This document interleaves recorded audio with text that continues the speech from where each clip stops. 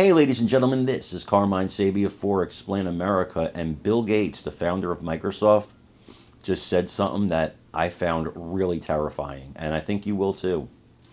Before we get started, please make sure you like, comment, share, and subscribe. Those little things really help us out, and they help our channel continue to grow. And if you're not watching us on YouTube, guys, please visit that address in the lower right-hand corner. It's youtube.com/@explainamerica. When you go there, hit subscribe absolutely free. It really helps us out. Bill Gates was giving an interview, and you see, to most of us, the First Amendment is sacrosanct. It is the bedrock of the United States, of our form of government, of our nation. We have the right to free speech. This is crucial to keeping a republic. Crucial. Because without free speech, then you just have a government-run dictatorship. So most of us see free speech as sacrosanct. But according to Bill Gates, at least from what I'm gathering from this interview, he doesn't see it that way. He sees it as a roadblock, as a fly in the ointment that stops him and stops big tech and stops the government from stopping you from speaking against the government narrative. And I want you to listen to what he says very carefully, because this is the plan. Eventually, they've got it done in Europe. Don't worry about it. Europe's gone. They got it done there. They don't have it done here, and it annoys them. And you could see the annoyance. You could hear it. You could see it in his eyes, hear it in his voice. I want you to watch this, and then let me know what you think in the comments.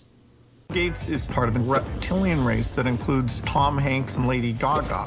I think every country's struggling to find that boundary. The U.S. is a tough one because, we have the notion of the First Amendment. And so what are the exceptions, like yelling fire in a theater, and because you're anonymous online, it can be worse. I do think over time, with things like deep fakes, most of the time you're online, you're going to want to be in an environment where the people are truly identified. That is, they're connected to a real world identity that you trust, instead of just people saying whatever they want. And so the idea of provenance, who sent me this email, was that really them? We're going to have systems and behaviors that we're more aware of. Okay, who says that? Who created this?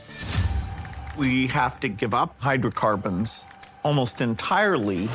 I have this group, Breakthrough Energy, that was very involved in what's called the IRA bill in the United States that put in tax credits, for existing and new technologies to accelerate their deployment. And we're consulted as an expert on, okay, what's the policy to get the grid advanced? What's the policy to have permitting not slow these things down? How does hydrogen come into this? And so we're a resource, including having lots of philanthropic funds from me and other donors on the policies that drive this forward.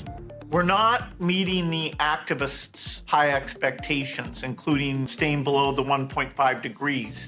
We are making enough progress that people should not despair. That